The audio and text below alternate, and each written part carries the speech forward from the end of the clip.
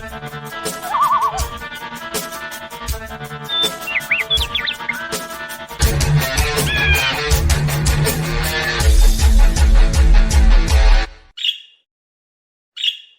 is Fusion Music Radio's Birds of a Feather.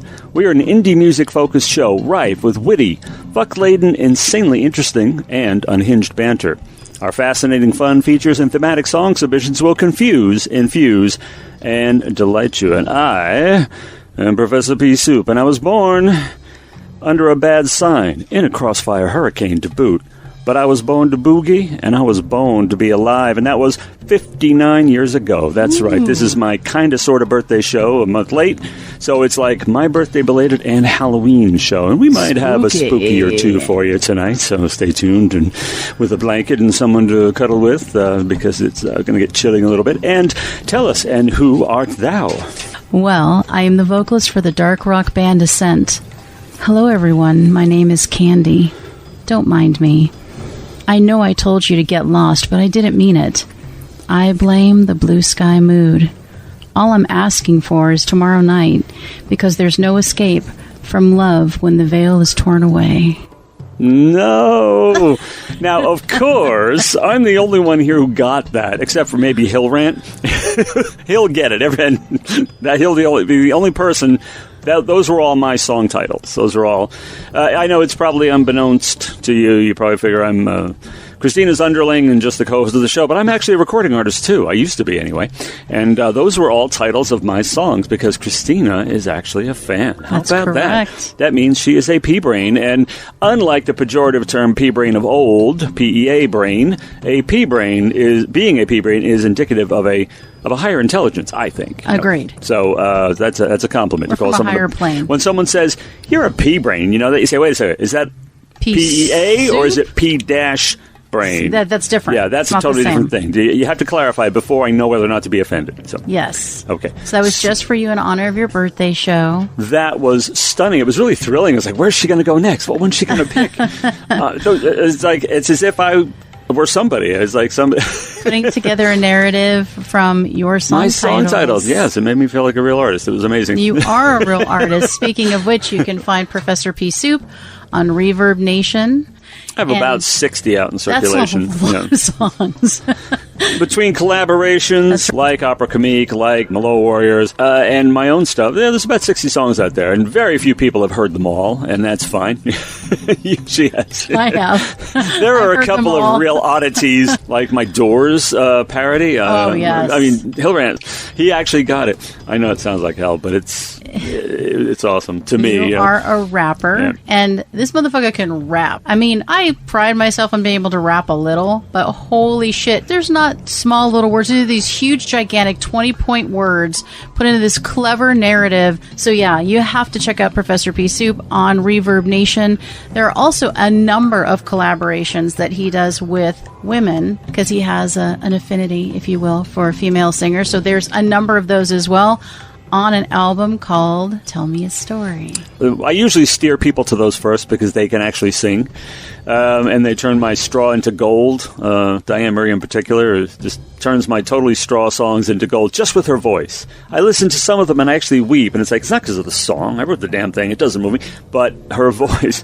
And there are 8 ladies on this album from 5 different countries. So, yeah, that's the thing I usually say. See, this validates me as an artist because people are actually willing to waste their time singing my songs, I'm sitting here, I'm feeling pretty good for that special honor you just gave me, and I'm sipping my coffee like, yeah, doing the show like, yeah. You know what? God help me, I actually like that song. I do. I can't help it. And it sounds like her voice is auto-tuned, and she can actually sing, too. She can. But I know she Miley can. Cyrus. Yeah, Miley Cyrus. The song is Party in the USA. I heard it, I'm thinking, like, damn, why do I like this song? Because it's fun. Because it's fun, exactly. She is, there's a series of concerts, Save Our Stages, and Miley Cyrus has lent her star power to that and played the whiskey like last night. Nice. Or the night before, one of those 2 nights. God, this is wonderful. First of all, even if she were Drake, God, I hate to even say it, but even if she were Drake and they did that, I would have to salute them. It'd be pretty amazing. It'd be pretty amazing. I mean, she's legit, and I think it's awesome of her to do that, so salute to Miley there. Yeah, artists are really banding together to save our stages. Yes. It's super important. Gotta save those stages. So, I mean, we love going out to the shows. You love playing the shows. Yes. I would love to do that someday myself. But we were working on that, talking about that. Grabbing a mic someplace and actually doing a little performing, me, that is. And all this happened. So hopefully that'll happen sometime. Well, the Velvet Fist and the Iron Glove has loosened up to let me hijack the show and play all my songs and everything. You would not believe the amount of time this woman puts on the show, and I'm worthless. I'm a slug. I'm an absolute sluggard, and she carries me completely and everything. So she's paying the cost to be the boss, as the song says. I don't have to be the boss today. You are the boss. You are in charge. Yeah, you know what? Listeners, if you think we titter a lot like cackling hens on the show, it's worse in real life. It's so Trust much me. worse. Off the air, it's much worse. That's all we do. You've never seen two people who laugh that much who are not clinical morons. Right, now, true. I mean, this is a lot of people. This is a little trivia for you. We love to throw this lame ass trivia at you. That used to be an actual psychological term. Moron, idiot, and imbecile are psychological terms. They used to be. They're archaic now, but they used to be used. An idiot was a 0 to 25. Great. This would be like your basic radio host, right? Okay. Oh, fuck me. Oh, my God. This qualifies you for a radio host and not a lot else. No. 26 to 50 IQ is imbecile. Excellent. And 56 to 75 IQ is moron. So think about it. If you're like an idiot, you could really work hard and strive and become an imbecile and so forth. Wouldn't that be great? That's great. But anyway, something to look forward to. It's time for you to take the show back, rescue the show from the jaws of defeat and disaster, and do a segment. So what is this bird banter about? Well, it's going to be crazy because this is songs most hated by the artists that perform them. So there's some probably some low-hanging fruit here where you'd say, of course. Yeah, I mean, that song sucks ass, and of course you hate it, we hate it, get it.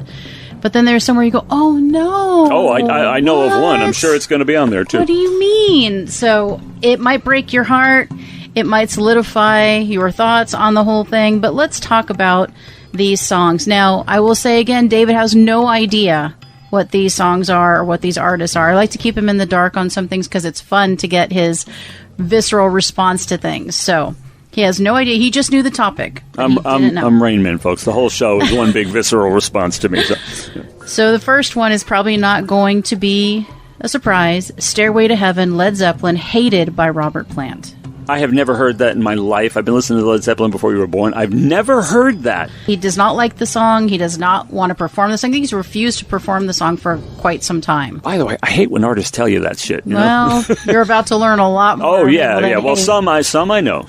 So Kurt Cobain hated Smells Like Teen Spirit. Didn't know that either. Wow. Got tired of it, thought it was just overhyped, and I think he also refused to play it. Wow. Pete Townsend hates Pinball Wizard. Oh, well, I have a little insight into that because the liner notes on Tommy tell you clearly that was tacked on, and the whole thing was adapted to suit the idea of pinball. He did that to appease a guy he was trying to court for management. And he played Pinball Wizard, which he says he wrote in like 15 minutes, and they're like, Pete, that's a hit. And it is, and it has been for all these years, and Elton John, by the way, does a great version of that.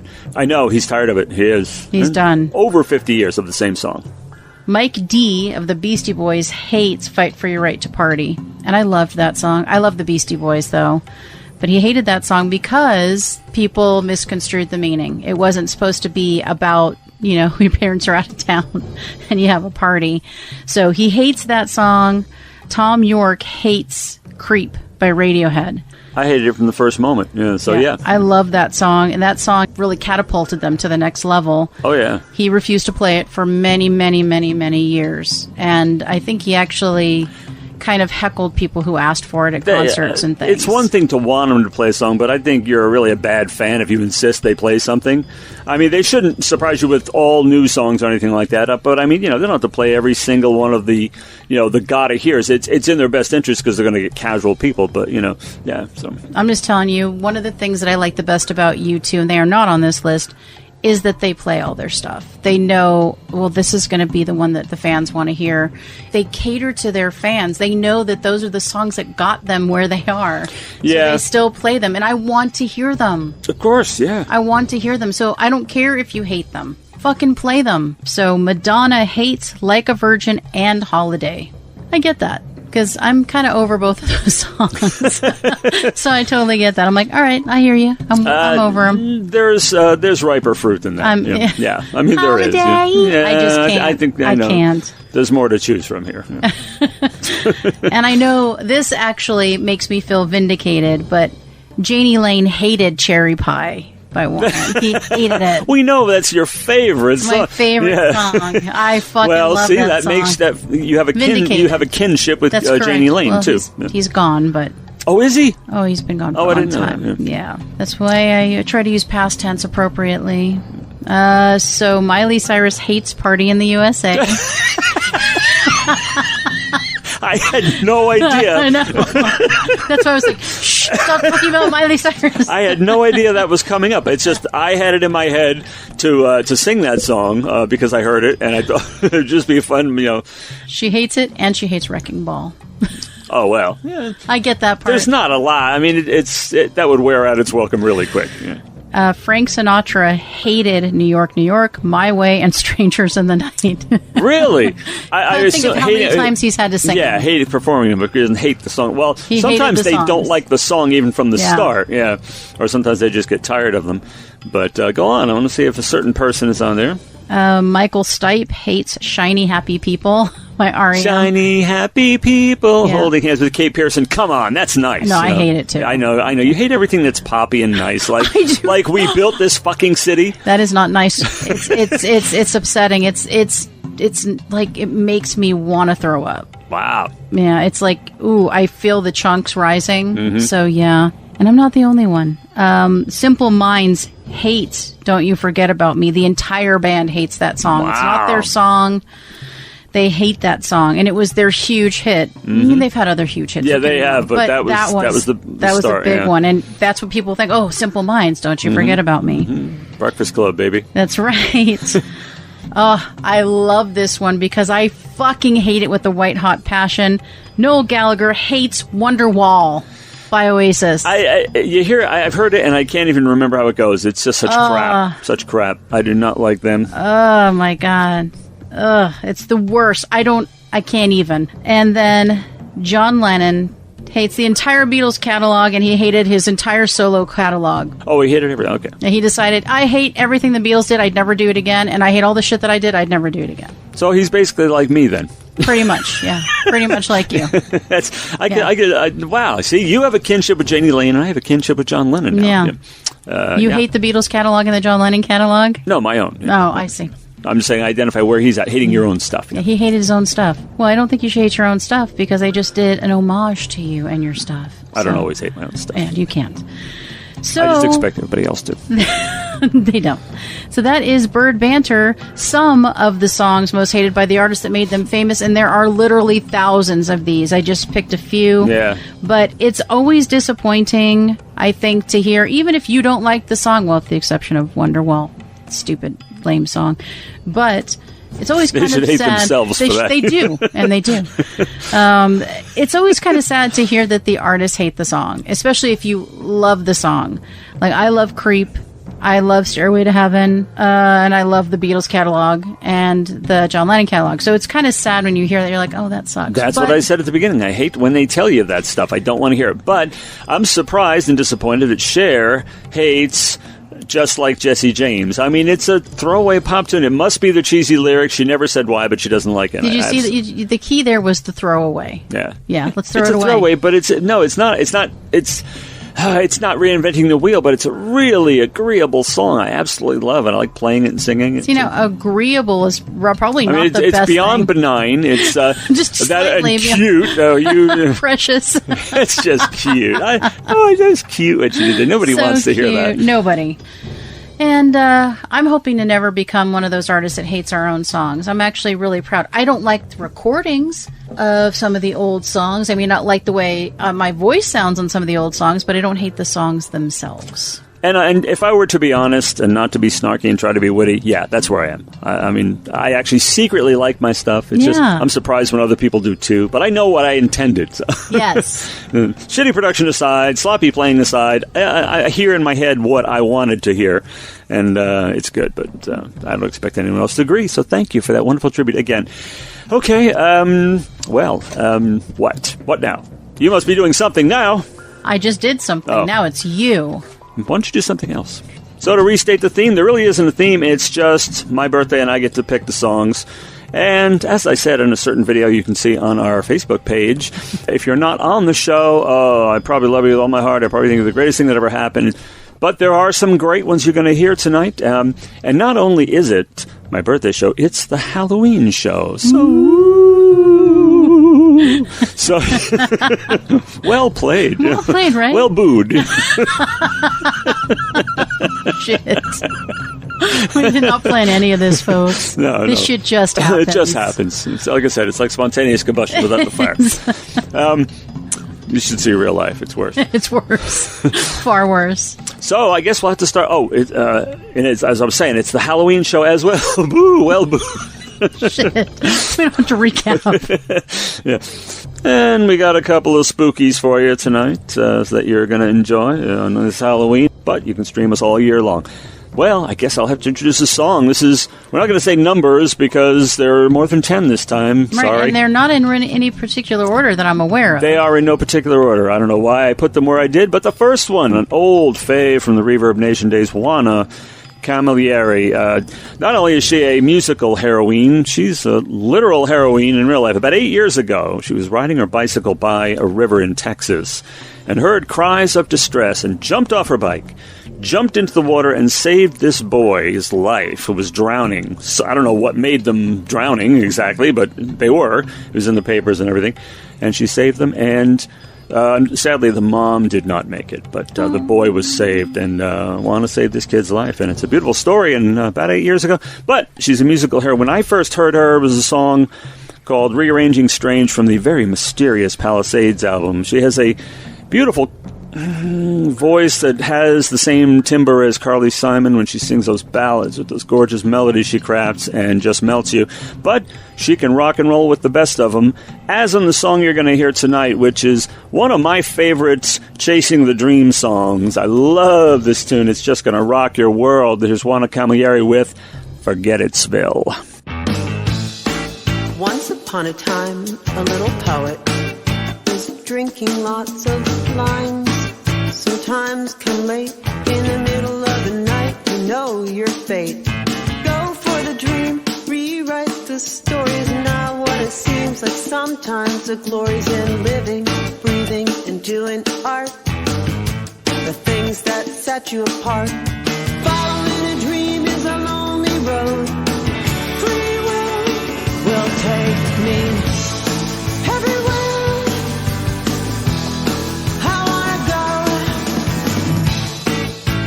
Get in my car, drive it fast and drive it far. I don't come early and don't come late. In the middle of the night, you know your fate is right in your face to see. The heart of a poet longs to be free to play and sing, making love of everything. Following a dream is a lonely road. Free will take me everywhere. I wanna go on this dusty, bumpy trail. Will it take me to heaven? It'll take me straight to hell. Falling up a really steep hill, and then you know I slide into Forget Itsville, and then I'm landing on my own free will. Where do I go? What do I do?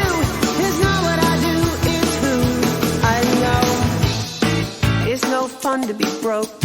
Make another little joke. I think too much, think so much. I lost touch, changed my identity. Call me Junebug and make me a shiny hiney navel too. Buzz on Junebug, a bug on you. Following a dream is a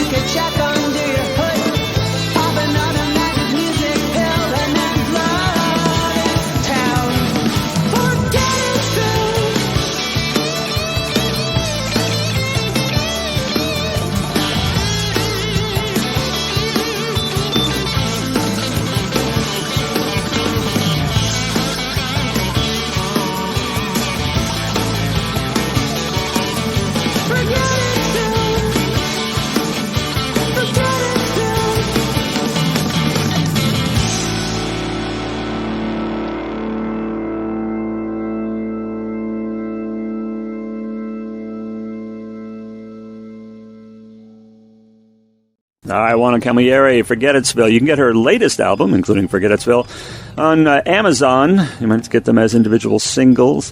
And hear all of her stuff on Reverb Nation and get it at iTunes. All right, what next, Cookie? Well, it is feature number 1. And I will tell you, folks, do not be alarmed. I will be doing all of the features this particular show because David will be doing all of the introductions for all of the music. So please know we will be back to our regularly scheduled program, the next full-length show. You will be relieved to find, yes. But yes, because I will not be doing all the features. But feature number 1... No, because I won't be doing all the songs. Feature number 1 is Hell Yes or Oh Hell No, The Results. And to remind you, for this feature, we consider bands and determine if we are in or out. We also ask you to weigh in. We want to know what you think, and we do, about Maroon 5. The results are stunning, staggering, but sadly not surprising. So let's talk about the results. Let's get right into it. Hell yes, none. Hell no. Oh, God, that's 70%. People that liked the first album, Songs About Jane, were 30%. And I want to add myself to the liked Songs About Jane. That was where I was introduced to them. Their first album, I loved them. It's got the Harder to Breathe on it, which is the song you like. I like a lot of that album, and then they lost me. I still love Adam Levine. He's still beautiful. He still has a lovely voice. I love to hear him sing, but I don't like to hear him sing Maroon 5 music. So, David, where do you stand on Maroon 5? Well, you sent me a playlist, a brief one, and it was all songs definitely, about Jane. Yeah, it was all to deodorize their image and sanitize it a little bit and play their better stuff, which, as you said, one of the songs on the album I liked, and the rest was I couldn't stand the voice. I couldn't stand it. I mean, it's kid music. To me, it's kid music. I'm sorry. I just don't like it. And I've often said in the past, oh, Adam Levine can sing, and I'm not so sure about that anymore. The more I hear, it's like, okay, he's got this kind of voice, I don't know. Anyway, he can play. I know he can play. That's all he can do. So I'm not. I did check out some of the other albums instead of the relatively acceptable Songs About Jane stuff, and it was really bad. I just personally couldn't stand it, honestly. So no, I'm totally out. And apparently, a lot of people are on the same page about that. Yeah, we don't have any hell yeses from the respondents. So sorry, Adam and the boys. Maybe, I know that you're not all suffering because we aren't into your music, but I'd like to be back in, so maybe we could reprise some of the feel of Harder to Breathe and Songs About Jane, and maybe we'll see if you can't win over our audience. But those are the results. So like them or not, that is it. And that leaves you to announce the next song that you have selected. Questa sera vi presentiamo la nostra versione delle canzoni Soli di Adriano Celentano.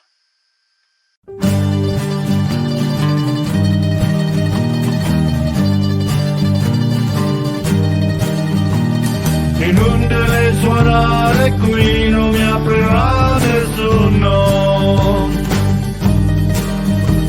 Domando l'abbiamo chiuso fuori con il suo casino. Una bugia e cotto, il frigo piena e poi col calcio al TV. Solo io, solo tu. Inutile chiamare, non risponderà nessuno. Telefono volato fuori giù dal quarto piano. Per importante sai, penseremo con noi. Non stiamo insieme mai. Ora sì, ora sì. Soli, le belle come un vestito. Soli, mangiando panino in due, io e te. Soli,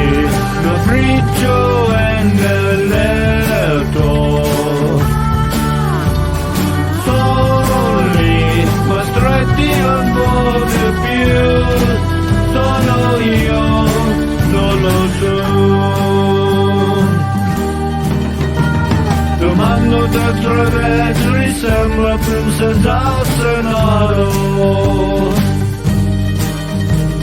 Il tuo padre mando rende corpo più vero. Sei bella quando vuoi, bambina da poi, non mi deludi mai, è così che mi vai. Soli, lasciando la luce accesa. Soli, ma guarda nel cuore chi c'è, io di te. Soli, il tempo che si è fermato. Soli, però finalmente noi, solo noi, solo noi. È inutile suonare qui, non mi aprirà nessuno. Il mondo l'abbiamo chiuso fuori con il suo pensiero. Una buccia coi tuoi, più frigo piena vuoi, un calcio la TV, solo io, solo tu, solo tu.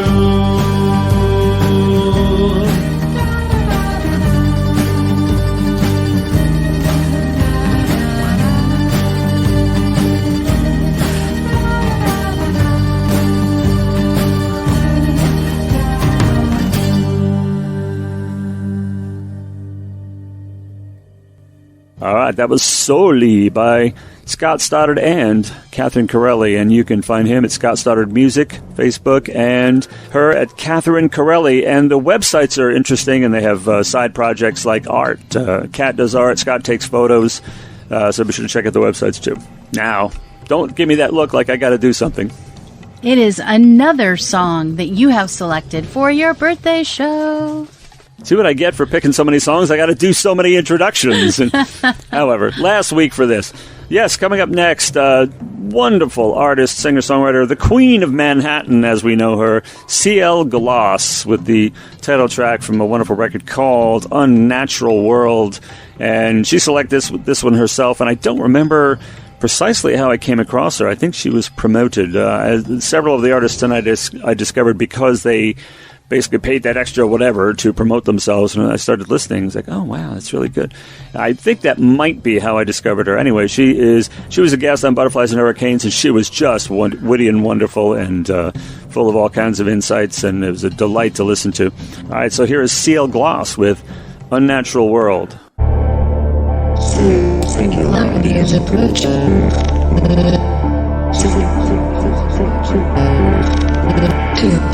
2045.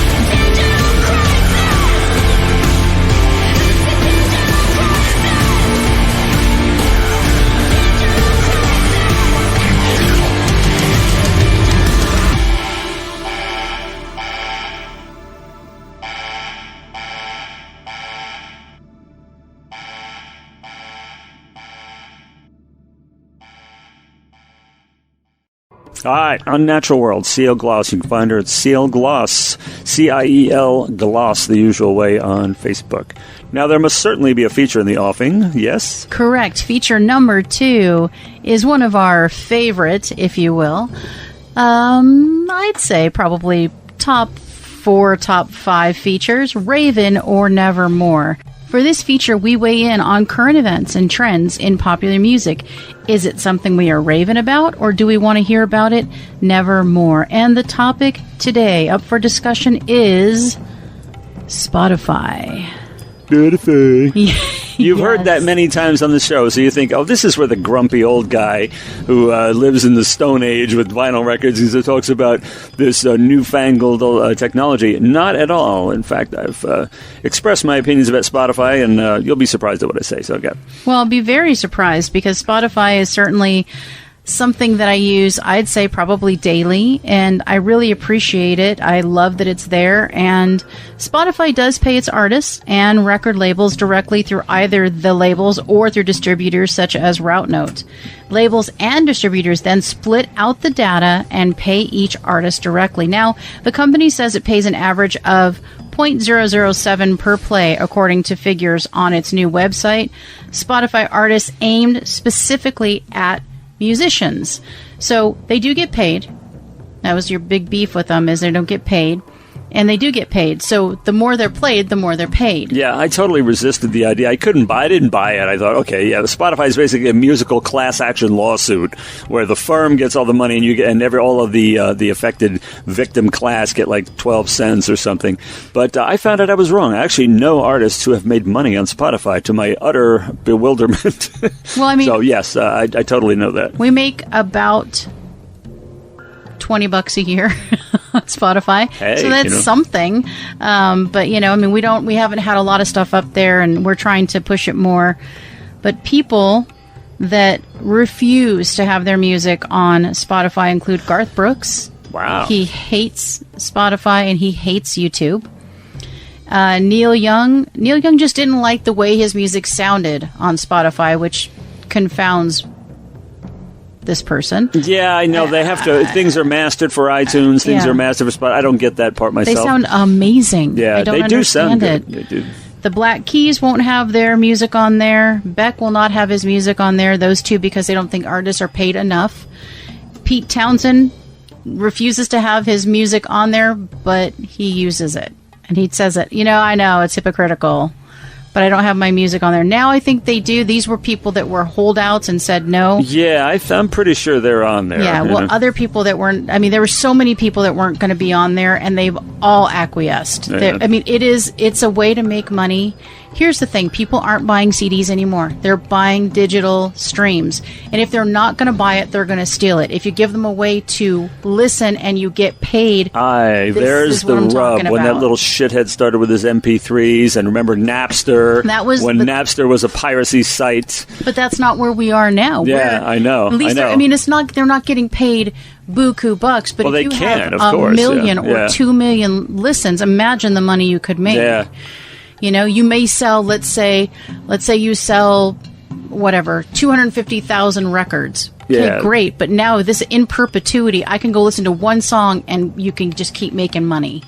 Yeah, and I mean, I can make a mixtape for somebody and expose them to say, okay, like you've done, mixtape. Essentially, that's what you do with Spotify. Yep, that's right. You make mixtapes. Playlists are the mixtapes of old, basically. Right. The high-tech version of it, and the service was not the problem. It was the way it was being used. I mean, the artists do get paid. I think the best thing you can do for an artist is buy their record and then listen to them on Spotify, so they're getting paid like double. Most people are not going to do that. Yeah. Well, I mean, if you especially if you have a physical medium only and you can't just play it anywhere you want, you can always play the streams on Spotify. You can even listen to us on Spotify, can't you? That's right. You can, and apparently some people do. We thank you. There's some people that do. There are some folks out there. Anyway, we're very happy about it. No, but I actually use the service. I have it. I pay for Spotify, and but I end up buying a lot of what I listen to. I listen to things, oh, yeah, I like that. Bang, I want to own it. Once I hear it and I like it, I want to have it. So Spotify is useful to me in that way. The artists get plays and they also get sales. The other day in a fan group for Kiss, yes, I said it out loud and proud, Kiss Army for life, bitches. Somebody was talking about a particular album, and they said, you should put this back on Spotify. And it's like 99% of their shit is on Spotify. One album isn't. Why don't you buy the thing if you want it so damn badly? Is it really going to kill you? But Spotify, I use it. I enjoy it. I don't think it should be an excuse for people not to buy music at all. But aren't they buying music though when they play a song and the artist gets paid? In a way, I don't know. That part I have not internalized that yet. I can't. I mean, they do, but it's so little. I mean, they would do far better if you bought the record. If you pay $5.54 for a CD, I mean, how much is that getting them really at the end of the day? What is their cut? I mean, it's not like it's like the old days where I'm going to buy a vinyl record and it's like $17. Yeah. That's not happening. Those records are like $5.99. I'm evolving. Well, buying digital albums can be as cheap as $5.99. Right. It's like that's why I would probably do that over buying physical media. And the other thing is space. Yeah, I know. That's the thing. The storage. Where the hell are you going to put them? And we have, I think, 4,000 CDs. No, I buy a lot of physical media, too, I have to admit it. And storage is a problem. Space is a problem. I have a shitload of digital downloads now that I wouldn't have had a few years ago. I'm evolving, basically, is what I'm saying. I got a couple of legs out of the tar pit. I'm starting to, check out the 21st century from a distance and everything. That's not true, of course. Well, I think the other problem is that cars no longer come standard with CD players. Yeah, it blows my mind. Have them. Absolutely blows my mind. Why am I going to buy a CD that I cannot play? That I cannot comprehend. So I have Spotify on my phone. If I want to hear something, I play it, and I know that the artist gets paid. The more I play that particular song, the more they get paid. The more I play any album. I've been listening to George Michael. I don't know why. I've just had this thing and been crying. I just his music does that to me. I have earned that, now he's no longer with us, but the estate of George Michael has made a fraction of something off of me. And you know what? They weren't going to get anything else from me because I own all his records. They weren't going to get any more money from me, but it's easier than going through my CDs or pulling out a vinyl and putting on. I'm in the car. I'm like, I want to hear, and I turn it on. Yeah. And the estate makes money, and I feel good. I can sleep at night because I'm not stealing anything, and I've already bought all those albums. So, but I'm just saying, I don't. It's not that I don't love the physical media. I don't have room for it. I don't know what to do with it. The only thing I buy these days is vinyl, and they make more money off me with me buying their vinyl than they do buying their stuff. Oh, yes. So, I really think that Spotify is amazing, and it's great for us indie artists. We make money too. I mean, again, it's not a ton of money, but we make money too. It's a win-win-win. So I'm hoping to hear less Spotify and more Spotify. No, I clarified that on another show. I actually don't hate Spotify. It was just fun to say so for a while. And the Spotify mentality is what I was talking about. But no, I'm evolving into that, and I do understand the artists get paid, and they want you. The fact that they tell you they want you to listen to them on Spotify. Yeah. I always yeah. You're like, wait a minute. Yeah, what? It's like you want me to listen to you for free, Not but free. It's not for free. Nope. I'm getting there. You're getting there right on. Well, for me, Spotify, since its inception, has been a raven. Absolutely love it. It is exactly what we need in 2020 and beyond. It's helping the artist. It helps me. I can listen to them anywhere. And I don't have to worry about storage. I only have to worry about, do I have enough room for new songs on my phone? And that's it. So, and you don't really need to worry about that with iTunes and Amazon and things like that. I would actually have to say I was Raven because of the way it affects me. I'll listen to 5 albums by an artist and I'll buy 2, something like that. Either way, they benefit from the plays, but especially from the sales. But I guess pessimists say they get about the same for each or something. That's right. All right. Okay. If you say so. You're in the biz. I just stand around and go, wow, look at that. Okay. So what do I know? All right. Well, I'm Raven. What about you? Definitely Raven. Absolutely. Super out of the park Raven. I love it. Thank you so much for creating something that benefits everybody, the listener and the artist. It doesn't happen that often, but there it is. The kids all love it. All right, guess what time it is? Not time for an introduction to another song. Yes, because it's the birthday show. Oh, the burden of the birthday show. Well, all right, this next act, a band from California, the nucleus of which is two brothers named Jet Jupiter and Teddy Heavens, and they've brought their unique blend of theatrical metallic punk from Southern California all the way to France and who knows where else in their 30-year history. And how did I discover this band? Well, actually, lead singer Jet Jupiter walked into my shop one day for the service that we provided at the time, and we somehow got to talking about music, probably the fact that I had guitars lying around, and found out he was in this group, Rebel, and Rebel's unique anarchistic, minimalistic stage shows are an all-out assault on the senses, and you get some sense of that in this song we're going to hear tonight. Rebel incorporates obscure literary references, pop culture references, conspiracy theories, every kind of intellectually titillating device, all housed in the rawest of punk. Or is it? Listen closely and you'll hear all sorts of effects and production tricks. This kick-ass riff-tastic song is called Rocket into Flames.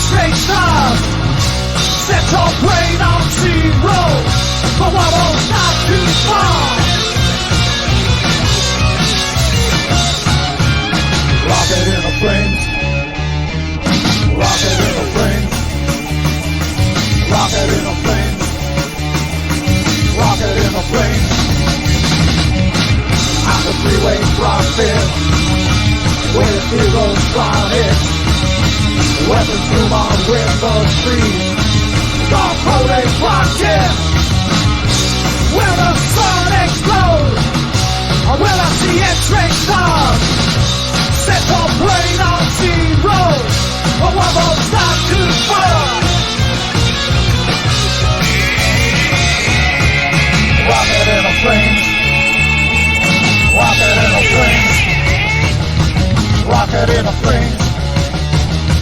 Rocket in the flames. The greatest thing is the sunshine. Underground is nothing. Revving up a dream machine. In the age of invention. It's the age of invention. It's the age of illusion. It's the age of illusion. It's the age of illusion. Well, the sun explodes. Well, I see X-ray stars. Set your brain on zero. The world's not too far.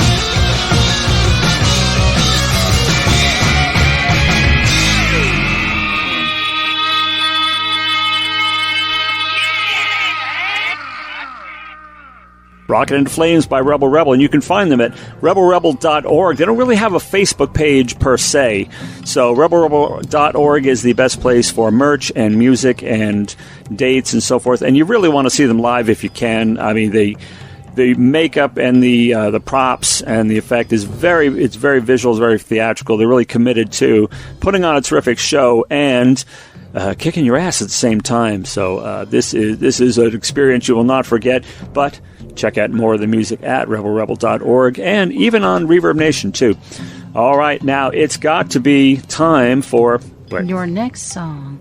My next song? Oh, I did this to myself. Don't feel sorry for me, okay? I know some of you in the audience are like, poor guy, man. I don't poor think fucking they're thinking that at all. No, they're not thinking that? No, they're not. Poor me, I have to introduce another song, but it's my pleasure to introduce Abby London. Now, how did I discover Abby? I don't know. I think she was promoted or something like that, but her stuff is fantastic. Guitar-driven rockers, beautiful piano ballads, her voice just melts you, will captivate you from the beginning. Abby, this one, however, has done the impossible and has made me empathize with somebody over the loss of a video game. Yes, she has dragged me. It's just like watching epic rap battles of history with character against character that neither one of which I ever heard of before, and they make it entertaining somehow. Abby has drawn me in here into the world of the lover of a game called Tetris Blitz. Now, some of you out there might know this game or play this game. But this song was written as a lament, a catchy, technical, keyboard-driven lament against the cessation of support of a game called Tetris Blitz. And the names she throws about the features and the rewards and this and that, it catches you. It's amusing at the same time as kind of makes you feel her pain. And that's no small feat when it comes to video games, because I ain't never played the things, ever. But here's Abby London with a instant classic called Goodbye Tetris Blitz. Goodbye, my love.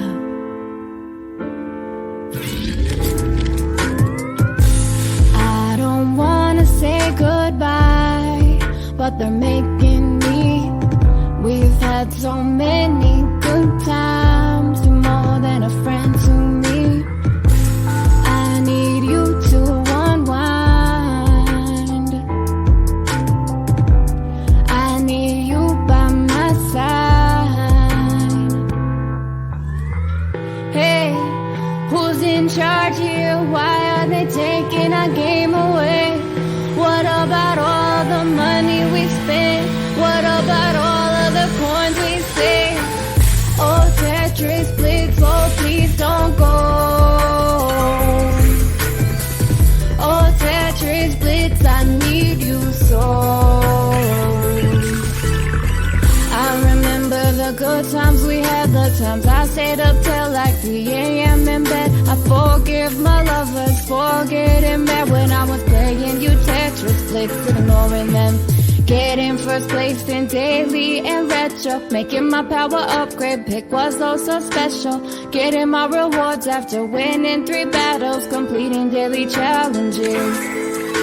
I felt so proud when I finished my activities and quest. When I land on bullseye in the bonus blitz, my internal clock going off every 4 hours. Now what am I gonna do? Oh, Tetris Blitz, oh, please don't go. Oh, Tetris Blitz, I need you so. Oh, Tetris Blitz, oh, please don't go. Oh, Tetris Blitz, I need you so. Rocket Bolt, Blitz some more. Twin Rams, Nuke, Super 7. Mega Crusher, Time Shift Dolphin, 3 Strikes Bomb. Multiply Quake, Jubilee Flare. Nino Vortex, Tunnel Vision. Cosmic Shift, Dragon Tail, and Blitzen. Instant Frenzy, Frostbite. Bulldozer, Amplify. Ground Swell, Magnet. Now on to the finishers. Lucky Spin and Supernova. Gifting Tree, Popcorn, and Starfall. Birthday Cake. Instant Replay, Inversion, and Nino Ring.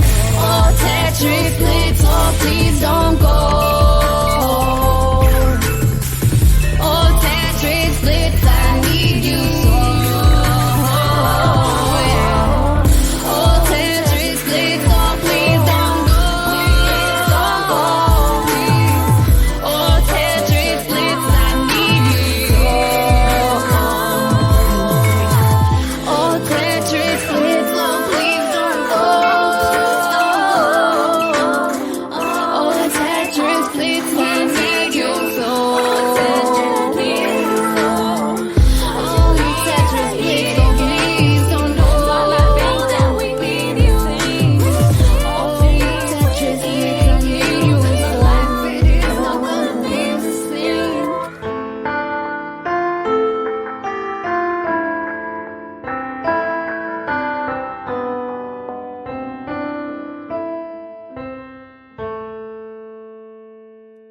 Abby London, Goodbye Tetris Blitz. And there's a very, very cute video that goes along with that, too.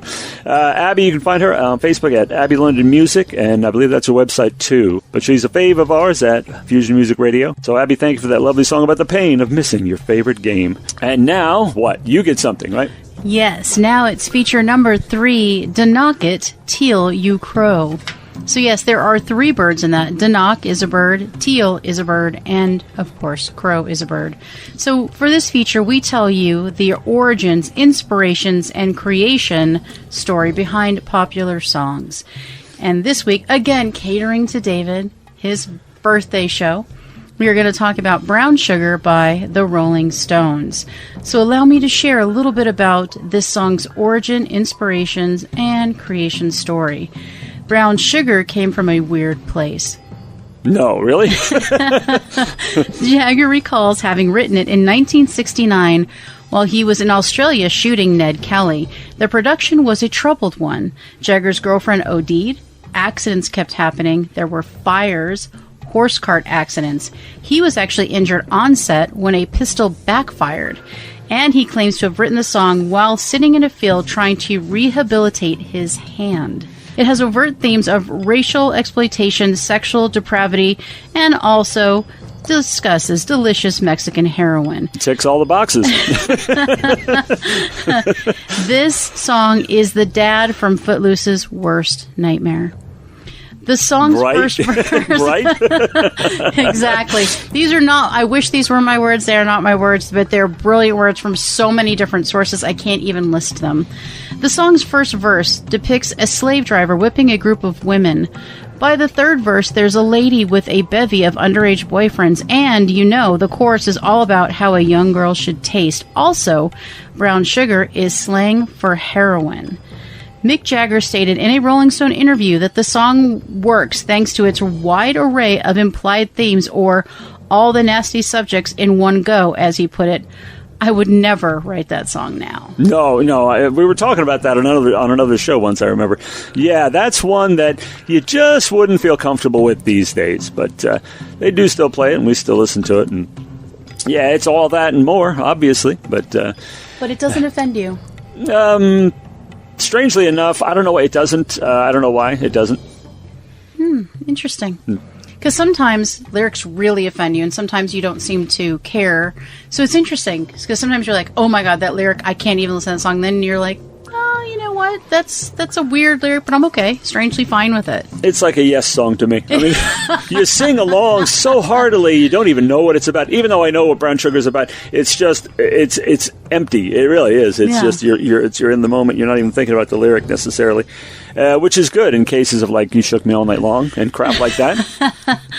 So one of the reasons why we have this feature is some people won't even listen to a song. But sometimes if you know why it was written, you know, the circumstance, if you understand the inspirations, or we can create a scene around the creation of a song, then you really might take the time, if you haven't already, to listen to this song. And in your mind, picture the crazy things that went on to create it, and then maybe come to appreciate it. So if you haven't listened to Brown Sugar yet by the Rolling Stones, we hope you will, and we hope that you will do it with an open mind and leave all of the things that offend you at the door. Yeah. It's like the new, when you see Gone with the Wind at Walmart for sale, there's a little sticker that says, go to this website for a cultural background or something like that. Yeah, that's the same thing with Brown Sugar. Yeah, there are some songs that might appear bad on the surface, but when you understand what's beneath them, they're really not. And then there's Brown Sugar. And it's all the things that you think it is, and probably more. Ticks all the boxes. Yeah, it does. So. Well, guess what time it is? Time for you to do another feature. Time for you to announce another amazing artist that you have discovered, come across, and have grown to love, and have either shared already on Butterflies and Hurricanes, or are maybe sharing for the first time. Well, in this case, it's Fusion Music Radio's own Louis Drayton and Octane together. I know those. Yes, we know those guys around here. Well, this one, having had the privilege of working with Octane, as Louis has many times, as you now have, there's a piece of this stunning piece of music composed with a title, and that's it. And you got to cater something to it. You got to conform something to fit it. Well, Louis has done that so many times, and I've done that a few times, and Christina's done that. In this case, Louis took a title, No One Is Innocent, and turned it into just a powerful expression. Everything Louis does is magic as far as lyrically speak, and delivered so gorgeously, perfectly. Whether it's lightning fast rap flows, or poignant ballads, or whatever, anything, funk, anything, punk, best punk, brilliant. Absolutely the best punk. And Octane's music is just stunning. And together, they put this one out, and it's called No One Is Innocent.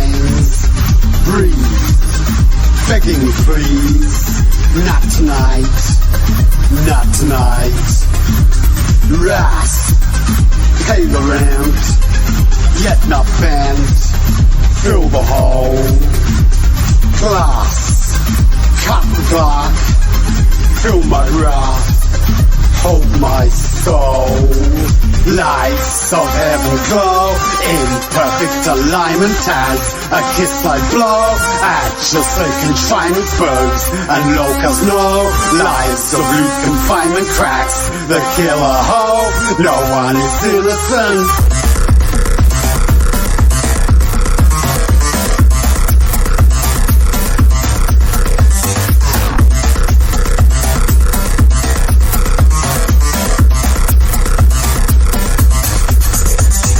Lights of heaven glow in perfect alignment as a kiss I blow at your flicking shining spokes, and locals know lives of loose confinement cracks the killer hole. No one is innocent. Watch my rapture grow, requisite refinement deep, contagious no dead. It's all stay silent. Watch your fluid flow, and by my designment cracks the killer hole. No one is innocent.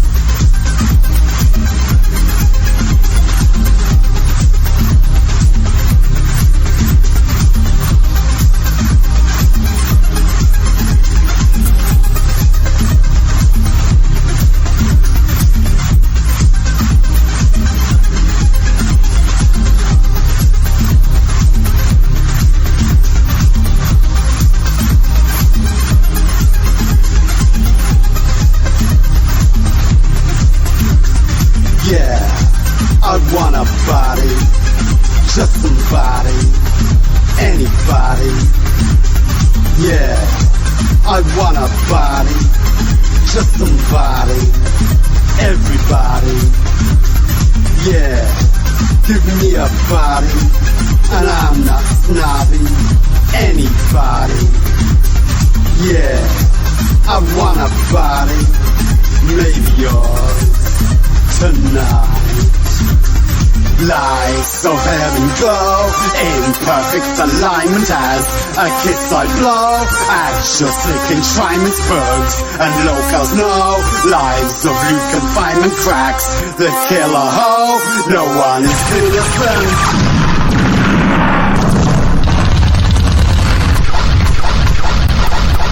All right, Louis Drayton with music by Octane from the album Awesome Sauce, which Audrey appears on, actually, a couple of tracks, and Audrey and Reggie are even on one. Fantastic double album by Louis Drayton and music by Octane. Anyway, check that out. It's a fantastic achievement on both of their parts. You can find them on Fusion Music Radio or Octane Music or Louis Drayton all over Facebook and their assorted websites and everything. And everywhere we go, they go. So surely it must be time for you to say something about that or do a feature, right? I just wanted to shout out and say, I love you guys. You're awesome. Thank you so much for allowing me, and this includes you, David, to be part of Fusion Music Radio and to have really taken a chance on an unknown girl with a big, big dream. So thank you so much. I'm so proud to be part of it, proud to have the opportunity to work with all of you in one way or another. And certainly hope to collaborate maybe in the future with Louis and hopefully with David very soon. And Octane, we're going to do another track. So thank you all. And I just want to say Louis Drayton is the reason I'm in radio now is because he interviewed me as an artist. Yes, there I go again with reminding myself I'm an artist. And then, next thing you know, they were offering me shows, and I was co-hosting shows and producing shows. And that's, it was him from the beginning, so thank you for that. And Octane, because they are Fusion Music Radio, as we are together. All right, now, in that case, it's not Demon Boy, it's you do a feature, right? No, it's Demon Boy. Okay, well, Demon Boy, all right, coming up now. Well, if I must do another song, then I'm glad it's the next artist, especially now at Halloween time, but all year round, Demon Boy. Demon Boy has been described as Kiss Meets Megadeth, directed by Tim Burton. He's a star of comic books and comic conventions, and stage, and screen, and studio. He's an international rock sensation, one of the most theatrical shows you'll ever see, with dancers and costumes and makeup, and just, he knows what a spectacle is, and that's what you get from Demon Boy. And he certainly knows how to stage a video, too. He's got a brand new one for a song that's been out for a while called This Halloween. You don't want to miss that one, but cuddle somebody tight, because it's a chiller. Now, this is a brand new single from him that he just gave us called Zombie Dance.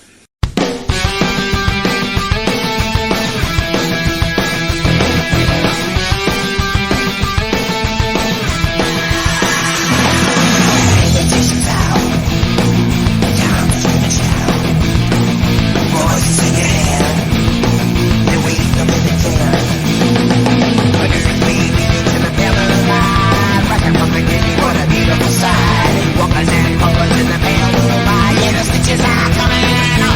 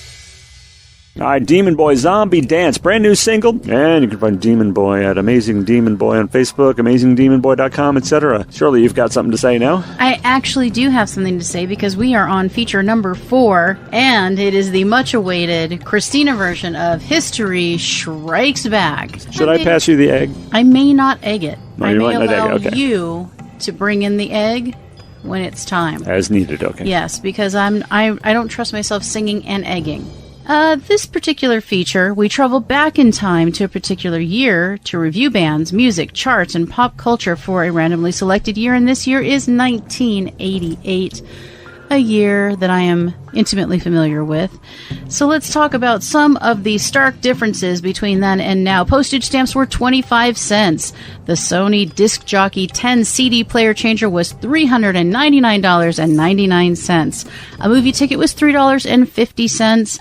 A dozen eggs was 65 cents. And a gallon of 2% milk was $1.89. Trends: acid wash jeans, ripped jeans, huge frizzy hairstyles, perms, Aquanet, gloves, Hawaiian shirts, leather, aviator jackets, aviator sunglasses. It was awesome. I was already 27, so I didn't know. You did not do that. Okay, fair enough. So what was on TV? The Cosby Show, Roseanne, A Different World, Cheers, The Golden Girls. I love that show. So what did you pay your $3.50 to see in the theater? Well, what about Rain Man?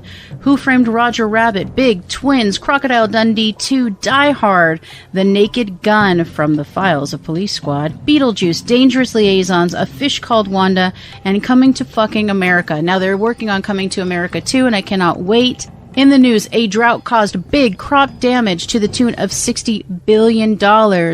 Manuel Noriega is indicted. Desmond Tutu was arrested during an anti-apartheid demonstration in Cape Town. Oliver North and John Poindexter are indicted on charges of conspiracy. And televangelist Jim Baker is indicted for fraud. So that's all that was fit to print at that point. Now, what about the songs? The egg is at the ready. Egg is at the ready. Okay, well, the first thing is... Gotta have faith, the faith, the faith. I gotta have faith, the faith, baby. George Michael Yep, with that's Faith. right, George Michael. And actually, I saw the Faith tour in 1987. Interesting story. In 1987, I won a trip to see him at Irvine Meadows, which is now gone. All right, the next one is... I need you tonight. There's something about you, girl, that makes me sweat. In excess. I had to get up close and do my Barry White voice. You had there. to. Of course you did. In excess, man. Yep. I got my mind set on you. George Harrison, yes. Is this love that I'm feeling? Is this the love? However, Viva de Blanco, yes. Whitesnake. You did not. Viva de Blanco, CG, Mr. shit. Coverdale. Yes. Formerly of Deep Purple. Formerly of a lot of things, Yeah. really. Pour some sugar on me in the name of love. Again, Sexometer, I got like a 1 on that. I mean, it's about sex, but it doesn't do anything for me. I remember it ended up on the list, and I was like, how? Why? Yeah, I don't know. The man in the mirror, I'm asking him to change his ways. Man in the mirror, Michael Jackson. Simply irresistible. There's no telling where the money went. Yes. Robert Palmer, baby. Yeah, I was actually digging all these. I guess I wasn't really grown up yet. Oh, hey, are you fucking kidding me right now? You know what? Let's take this outside. I don't want to go on with you like that. Don't want to be a feather in your cap. I just don't want to tell you, honey, I ain't mad. But I don't want to go on with you like that. Elton John. Sir yes. Elton John to you commoners. How Sir dare Elton you. John, yeah. So then a couple honorable mentions are Kokomo. We'll get there fast and then we'll take it slow. That's where we want to go. Way down to Kokomo. Aruba, Jamaica. Ooh, I want to take you. Beach Boys. Hell Beach yeah. Boys. Always. And then the final song, Shake Your Love. I just can't shake your love. Shake your love. I just can't shake Your Love, Debbie Gibson. I wanted to be her so bad. So that was 1988 in review, and I know that I am definitely no substitute for David, but I did try, and that is History Strikes Back. Now back to the present day. My dear friend, one of my oldest friends in the indie music scene. I know her from way, way back in the Reverb Nation days. My first Facebook friend ever, and the first person to record vocals for the aforementioned Tell Me a Story album. Sharon Rachman, born in Ukraine, lives in Israel now. Singer, songwriter, and perfectionist. And this is just one of her tunes. I'm glad she chose this as the one for the show because it's the kind of song that makes you want to hear more, and she's got a lot more to offer. Fantastic, brilliantly talented young lady with a heart of gold who's like a daughter to me. I just love her so much. She was on a previous show in a collaboration with Blick Fang, but this is a solo work of hers, and it's about time, too. This is Sharon Rachman with Touch the World.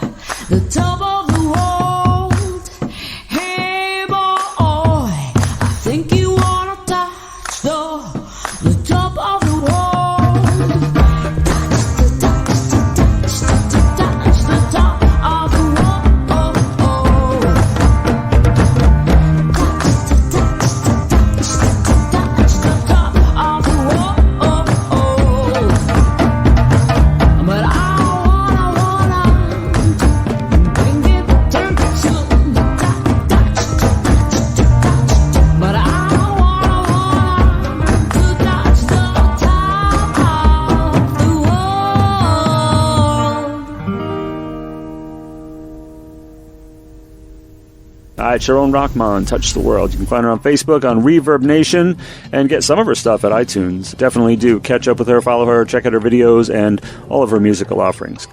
All right, next, a dear friend of all of us at Fusion Music Radio. In fact, a presenter on Fusion Music Radio, Tilly Riddle. Now, Tilly Riddle's a band that's evolved over the years, the nucleus of which is Kate, Tilly Riddle herself, and Andrew. And between them, they come up with an incredible array of tunes, some folky, rustic things, and then some big city techno things, and everything in between, a lot of dance stuff. And she sings to you in French and Russian and English. This one's going to be in her native Russian language, and it's dark, almost overpowering sense of menace about it, although I have no idea what it's about. It could be about unicorns and rainbows for all I know. This is a song with gravitas to it. This is a song that's really going to engage you.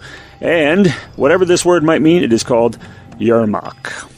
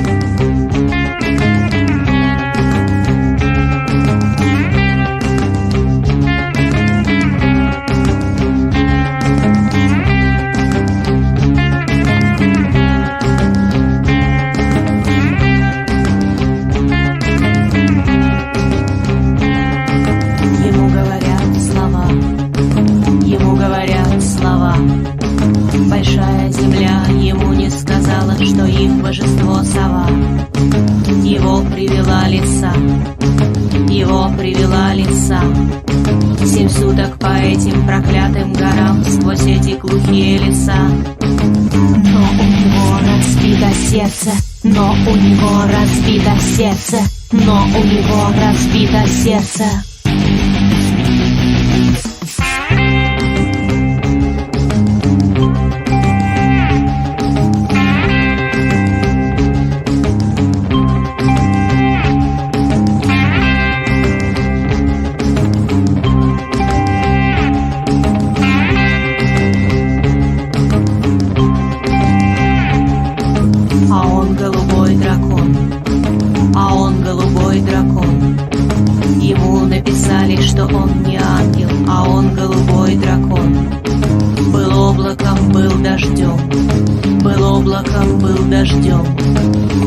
Рассказал Джону с кольцом, был облаком, был дождем. Но у него разбито сердце, но у него разбито сердце, но у него разбито сердце.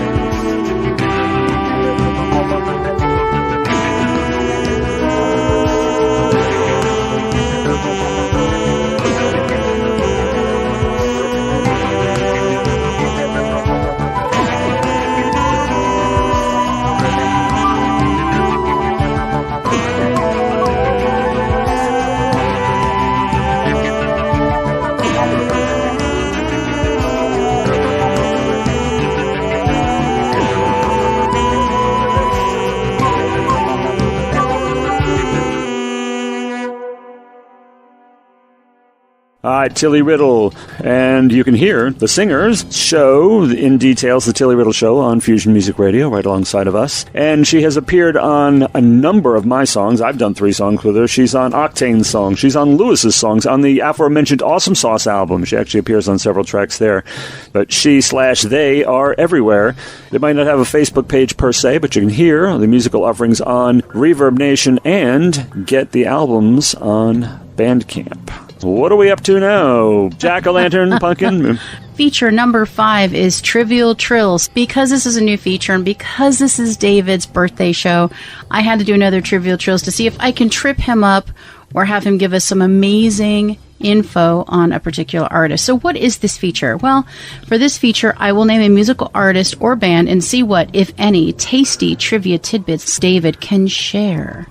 So, in other words, she knew I wasn't going to prepare, so she put together a show which I would just simply have to sit here and spew off the top of my head and go, oh, and that would be it's by design, and I really appreciate that too. She knows my weaknesses, and I just try to cater at your birthday show. You've made it ridiculously easy. I did try, sir. The band is Heart. Ah, okay. I mean, come on. All right. So, what tasty tidbits do you have, if any, about Heart? I, of course, have pulled quite a few. I'll bet. I actually don't know a lot of tasty tidbits. I know they've had, and I don't like gossip, but I know they've had beefs with the record label about the way they were marketed and some of the, implied sexualization and everything and things like that. And, you get songs like Barracuda out of that, which is nice. While they're Rock and Roll Hall of Fame inductees, and several of the original members, Fawson and DeRozier, I believe, are in a group called Heart by Heart, which is a tribute band. The guitarist, Chad Quist, used to be in Beau Geste with my friend Annika Speller. The drummer of Beau Geste was Ben Smith, the drum legend, who immediately after the dissolution of that band joined the Wilson Sisters and has been playing with them ever since. They don't get along very well, and they go on and off, breaking up and getting back together, and Nancy has a solo act called Roadcase Royale, the drummer of which is the aforementioned Ben Smith, so he plays with her when they're separate. Ann Wilson has released several albums of her own, or EPs of her own, but nope, I don't know a lot of trivia, so I'll be delighted to hear. Well, Crazy on You was inspired by Ann's first serious romance with Michael Fisher, who would become their manager, and those two lived in a commune in Canada for some time. Oh. So that's interesting. And the early radio success of Magic Man was paid for by cocaine and hookers. Really? And the Wilson sisters were none too pleased when they found out about that. But this was all backdoor deals, done without their knowledge. And once they found out, they were outraged, of course. And they used to own a studio in Seattle called Bad Animals. And that's the name of one of their albums, too. Yes. Mm-hmm. And Soundgarden, R.E.M., and Pearl Jam recorded there. Did not know that. Fascinating tidbit. And their 1995 live album, The Road Home, was produced by Led Zeppelin bassist John Paul Jones. No way. I did not know that. He said, I'll do this, but no Led Zeppelin covers. Did he now? And they were known for their Zeppelin covers. Of course, yeah. Well, that must have broke their little hearts, because sure. I know they are seriously into Zeppelin. Well, and that's what they did in their early days, is they did a lot of Zeppelin covers. Mm-hmm. So, nobody does Zeppelin like them. No. Heart opened for Queen in 1982. Oh, you're kidding me. I didn't know that. I know. I was thinking, shit. I was alive then, so what happened? Yeah. Nancy Wilson played Beautiful Girl in the Car in the movie Fast Times at Ridgemont High. She had no dialogue, but did manage to marry the screenwriter Cameron Crowe in 1986. Oh, that's right. I forgot about that. She's married to... And this Cameron Crowe, this is the guy we're always talking about his movies on this show. Oh, my God. I mean, we might as well change the name to the show where people talk about Cameron Crowe movies. That's correct. I agree. Or John Hughes movies. Yeah. But especially Cameron Crowe. Especially. I do remember that now that you mention it, yes. In March 1975, Heart was performing Stairway to Heaven, and Led Zeppelin themselves walked in. Unfazed, Led Zeppelin disappeared into the club. Wow. They were like... Wow. I mean, I can't imagine where I'm like screaming out their song and okay, so nothing? I got nothing from you? Okay. Interesting. Annie Leibovitz secretly took a topless photo of Ann Wilson. She took her to court, and the photo will never see the light of day as the negative is in a safe deposit box only Annie and Anne have the keys to. Wow. I was going to say, couldn't they just, destroy it? Apparently, Annie Leibovitz was not willing to do that. It's her property. She created it. So I sued to hell and back if she ever uses it, though. That's correct. Yeah. Well, it would be a monstrously uncivil thing to do, too. I can't stand people that do that. It would be really bad. I think taking it was also. Yeah. Absolutely. Let's go back to that. Surreptitiously taking a topless photo of someone. Let's start there, So that's interesting. John Cougar Mellencamp opened for Hart on their 1982 private audition tour. Really? Yes, oh, nice. We love Mellencamp here and Hart. Yeah. The band was known as the Army and White Hart before Nancy came up with the name Hart. The Army? Seriously? The Army and White Hart. You hear these band that dodged a bullet with the shitty name stories, and that's one of them, Oh, yeah. There's a couple shitty ones there. Yeah. So they borrowed a riff from a cover Nazareth did of a Joni Mitchell song, This Flight Tonight, and made it into Barracuda. Oh, really? Yeah, and Nazareth was really mad because it was their riff, and she's like, that's your interpretation of Joni Mitchell, this is our interpretation of... I like Nazareth. I really like Nazareth. Their version of This Flight Tonight doesn't come to mind, so I didn't recognize the Barracuda riff. I love both of those bands. Yes. There was another instance, and I don't remember the year. They were performing at a club. I guess Anne went on stage and talked about the shitty food at this particular place, and they were fired. Well, for saying that. But that same night, they got a call to go on tour with Rod Stewart. Oh, no kidding. See, I did not know all these bands they had toured with. When one door closes, another opens. That's right. And the last tasty tidbit I saved for last because it's going to allow us to talk about somebody special. Eddie Van Halen serenaded Nancy Wilson over the phone after she gave him an acoustic guitar because she found out he didn't have one. Wow, really? Yeah, we had intended to talk about the great Eddie Van Halen on the show before it ended, and if you've heard any earlier episodes, we're both big Van Halen fans. Absolutely, and it's just heartbreaking. It really is. I was shocked. Yeah, I mean, I really was. I knew he had cancer, but I thought that he was in the clear, so it was pretty shocking. And he, 65? 65. I mean, he's just a few years older than I am. I mean, he's there's so much more life there. Very, very upsetting. The thing that made me the most happy, I was really worried, and I know it sounds really weird, but I was worried that he and Sammy Hagar had not reconciled, and they did. Because you don't want somebody to pass away that you had all that history with, right, and not make it right before they're gone. He plays so beautifully, and has anybody ever loved to play more? Just look at the guy's face when he's up there. I mean, he's... so much joy. And he's giving so much joy, too. I mean, he's brought so much... Van Halen is just that band that... I remember driving in New York. We're in California now. It's a little hard to imagine being in a blizzard. I recall very distinctly when that first record came out, driving on, listening to that first album, and it kept me so calm. It just settled me down, and it still does when I'm driving in a weird situation. They just feel, kind of... I don't know, safe and good and still hard rocking. And then you also had the different iterations, with David Lee Roth and then Sammy Hagar, which gave us very different and equally amazing music. And always, obviously at the core, you had the Van Halen brothers doing their thing. And it's just, it's hard to fathom that we won't get anything new from him. But thank God we have a body of work that we can enjoy. Yeah, so the incredible legacy of Eddie Van Halen ended with that final album with David Lee Roth, and thank goodness we have that, and man, do we got a lot of music. Yeah, so we didn't want to go out without mentioning Eddie Van Halen, because absolutely everybody's talking about it. It's one of the biggest losses in the music scene in many years. The late, great Eddie Van Halen. Right, I'm doing another song here. Askance. What is this? I don't know. Sure. How did they end up here? I don't know anything about this band. ASNT. I'm sorry, I was reading it wrong. ASNT. Oh. I don't know a whole lot about them. Right. I discovered them about a year ago, actually. It was a year ago last month in September. I went to this the world famous Doll Hut, and there they were playing, and I caught a few minutes of their last tune, and I thought, that's cute, pretty benign, and. No, I was knocked out, of course, and I approached the singer, and who didn't have nearly as much ponderous and cumbersome equipment to pack up as the instrumentalist Bruce. So I said, "Hey, you look like you're not doing a hell of a lot." Fuck you! Kidding. I just sang my ass ass off. Oh, you were working hard. I dragged you away because singers are usually the ones who are going to want to talk to you, you know. So I said, okay, hi, I'm same thing. Hi, it's me, Professor P-Soop. I do a show, and if you're remotely interested, I'd like to hear more of your stuff. And that started all of this. It started this wonderful friendship. It started this show, and this was not the song I heard that night, but this was on the EP that Christina Baldwin gave me. ASNT, of course, for those of you, because we're above playing our own stuff on the show. Right. Up until now, at least. No, we did play you and Octane, didn't we? Yeah, well, that's not my stuff. Yeah, that's right. Okay. But we're above promoting ourselves on the show, except for now, I'm going to do it for her. And ASNT, as you no doubt know, is Bruce Baldwin and Christina Baldwin, our hostess.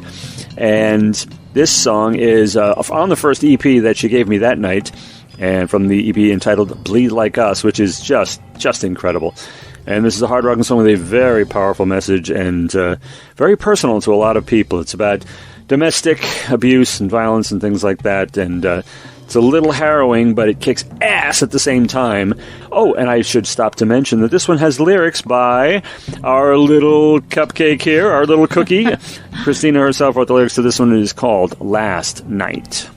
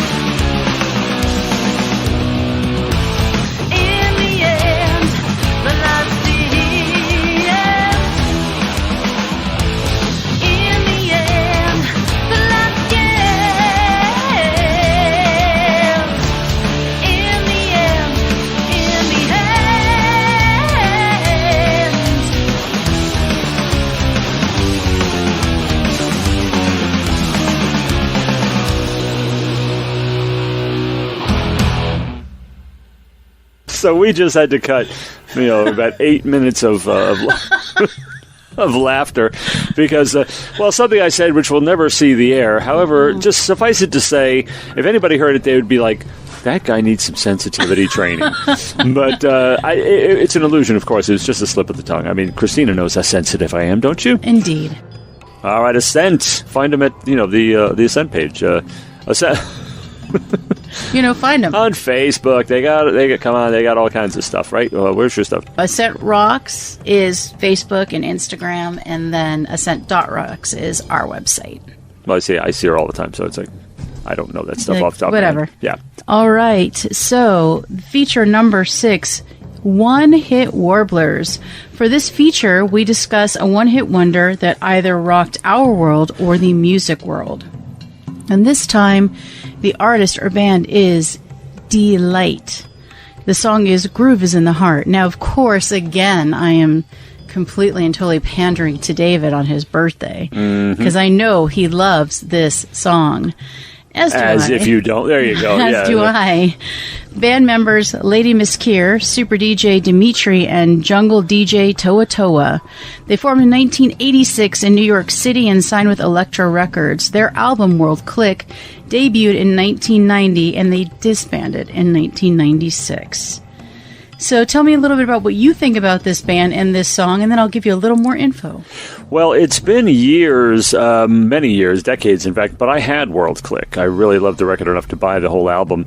And I thought it was great. I thought it was a terrific group. And I know they were like, they did a song called I Had a Dream. I was falling through a hole in the ozone layer. And people were like, come on, you're a dance group. Don't get all, political with us and everything. But it was cute. Oh, did I say cute? Sorry. But I loved the album. And, come on, we got Bootsy on that one. Oh. Bootsy Baby. And it's just an irresistible song. And have you ever heard a slide whistle used that well in your entire life? No. Of course not. No. So the song deserved to be a smash, and they didn't stay together too long, but, we're all these years later, and we still remember. I mean, that's when you have really made a mark. So true. I don't know if it's... it was exactly a trailblazing song, but it doesn't have to be. It doesn't have to be. We loved it. I mean, we love it still. So yes. I had the album, don't remember it anymore, but I got to go back and listen to it. It's just like one of those things that after a lot of time goes by, you go back and you fall in love with again, like Missing Persons and The Tubes, and in this case, Delight. So tell us what you know, because you know more than I do. As you know, they were a fusion of house, techno, rap, ambient, and funk with just a little bit of drag queen. The song went to number 1 in the U.S. Hot Dance Club Play chart and also hit number 4 on the Billboard Hot 100. It peaked at number 1 for 1 week in Australia in November 1990, while it reached number 2 in New Zealand. The backing track was built around many samples, primarily the main riff from Herbie Hancock's track Bring Down the Birds, from the Blow Up soundtrack, and Vernon Birch's Get Up, which provided drum track and also formed the basis for the breakdown featuring a slide whistle. Parliament Funkadelic bassist, as you mentioned, Bootsy Collins, provided great vocals, and the rap is provided by Q-Tip of A Tribe Called Quest. It rocked both of our worlds, and it is certainly a one-hit warbler worth mentioning here and worth another listen. All right, so our next to last artist, or if you please, our penultimate artist. Yes, that's one of those words I had to look up. No, she's looking at me like, who says this shit? Not me. I read that someplace and was like, yeah, I know that kind of know what that means. I'm going to look it up. It's such a pretentious word. It is a pretentious word. Next to like last. It, though. I mean, just say next to last. Yes. Right? The next to last artist on tonight's countdown has, without question, one of the most incredible evolution stories that I've heard in the indie music scene. She started out as a singer-guitar player in a band doing Pretenders covers. So we're talking about a rocker here. In taking vocal training later on, she discovered opera, developed a love for opera, and that wouldn't be all that incredible in itself, but to become a working and touring opera singer, and in addition to that, she also became an award-winning actress and screenwriter award nominee and all sorts of things, and a model. She's gone on to blaze her own musical trail, completely different from the previous two. The sound has been described as art pop with suffusions of world beat, opera, and avant-garde, a quirky collage of eclectic beats, soaring vocals, haunting soundscapes, and captivating samples.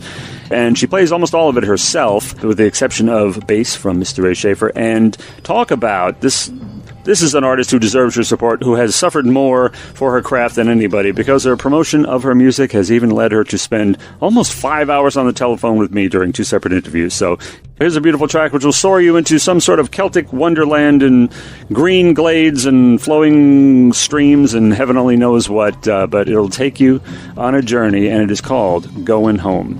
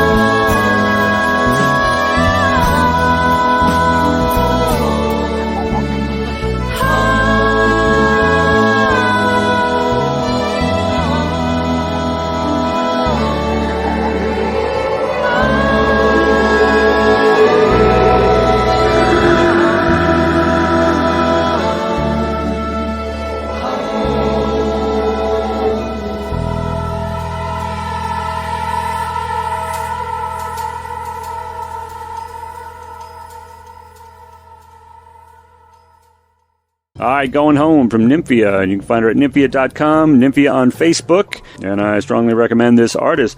Well, we promised you a little Halloween tonight. We've already had Demon Boy, and now we're going to have Judy Shire, eccentric singer, songwriter, television hostess, documentary host, cookery show host, video star, and dear Judy Blue Eyes is an old friend of mine from the Reverb Nation days, before she focused on her original and unique genre of vamp rock, which is sort of this dark, theatrical thing. She worked and performed with various bands and musicians doing rock, jazz, blues, Latin, musicals, pop. She has a 5-octave range, and her one-of-a-kind vamp rock album, Beyond Imagination, is something you have to hear, although I must caution you to bring strong coffee, because the subject matter is the typical boring, stodgy, stuffy British stuff, vampirism, witchcraft, human sacrifice, and so forth. And this one is called Stars and the Moon Align.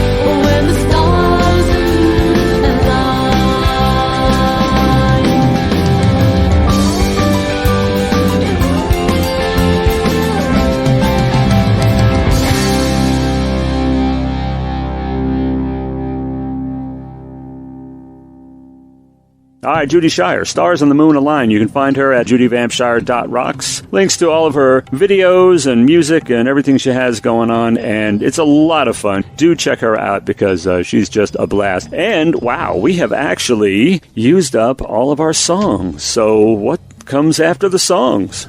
Well, it's typically another little bit of our show that you do, but I will be doing it on your behalf. And it is announcing the new Birds of a Feather theme. And we've already started to tease this out. When it rains and rains. So remember, it's the same thing. David announced it last time, but we took a little break, so now we're back. Remember, this is songs about being in power, royalty, ruling, monarchies, etc., or songs about the rain. So we need those in very, very soon. You can follow us on Facebook at BOAF On Air and also on Instagram at BOAF On Air. And you can find out when we do future submissions. And if you have a song that meets any of those, please submit. Tell your family, friends, pets, whomever it is that makes music in your household and beyond, because we are always looking for the best and brightest, of course, in indie music. And were we not above playing our own stuff, I would have an entry to throw into the mix called a sort of hip-hop Camelot, which just details my reign over my own little magical kingdom. We're going to spare you that, though. He's a man of renown. He's a man who gets down, and on his head sits the well-deserved lyrical crown. You get the general idea. So, wow, you know what I think we should do? What? Because it is your birthday, I think that we should post that on Birds of a Feather site so people can hear, become acquainted with the artiste side of you. You know, and if nothing else, it'll show you this is how you do not write a song about kings and royalty. Okay. So anyway, incorrect. Great. And we're leaving it wide open here. Any song about royalty, monarchy, reigning, being in power, or water that falls from the sky, damn. I mean, how easy can we make it? We want submissions on this one. I've already, I have a few people in mind who I know have done these types of songs about kings and queens. There's still plenty of room for you out there, folks, so send us your songs. Yes, the homonym thing is always fun, isn't it? It is. All right, so that brings us to the part of the show where we talk about parting and that it is such sweet sorrow. I still do not want to leave you, but I have to until next time. But of course, I need to give you your assignment, and your assignment is Hell Yes or Oh Hell No, Queen Edition. So where do you stand on Queen? Are you pro Freddie or are you anti Freddie? And sadly, in this case, you know exactly how David and I feel about this band, though we're not going to elaborate now. No. If you are a fan of the show, you know how we feel about Queen. Think about it, ponder it, maybe listen to some of their music, and then get back to us and let us know, are you in or out? Yeah, be brave. I mean, admit if you don't like them. And there are people who still do, but it seems like before Freddie Mercury died, people were more like, I don't like Queen, I don't like Queen. Oh, now it's like a sacred cow. They don't want to touch it. If you don't like Queen, just say so. So now it is your turn to wrap things up. So I guess it's time to wrap this puppy up in a neat little blanket with some closing remarks about the next Winging It, which airs November 7th. According to this revised and updated sheet in my hand, for which I take no responsibility, a new Birds of a Feather airs November 14th. And where can you hear this show and these shows and all the Fusion Music Radio shows? Well, at Spotify, at Spreaker, at Apple Podcasts, at CastBox, at Jumanji. What is it? Something like that. There's one of those. GeoSavant. Oh, why not just go with Jumanji? At least people can remember it. Right, but you can't hear us there. Monkeys punching keyboards, and there's going to be a platform there for us somehow. You know where to find us. So those are the main places, and we appreciate you tuning in. And there's so many shows. Other FMR shows, oh my goodness, they grow all the time. They do. There's Midnight Madness. There's Flowing Backwards. There's Butterflies and Hurricanes. There's Octane's Groove Box. There's Indie Tales, the Tilly Riddle Show. There's the Hill Rant Radio Show. There's the Searchmaster Sessions. There's Shock and Awe. There's Birds of a Feather Winging It. Audrey's Mixtape Show. The Soup Kitchen. We got so many shows. How do we have so many shows? I don't know. I'm going to have to start putting them on the format for you. It's unbelievable. Yes, we're going to start writing them down. That's when you know it's getting That's a lot. Yep. Okay. Well, I guess that only leaves for you to say... Let's get the flock out of here.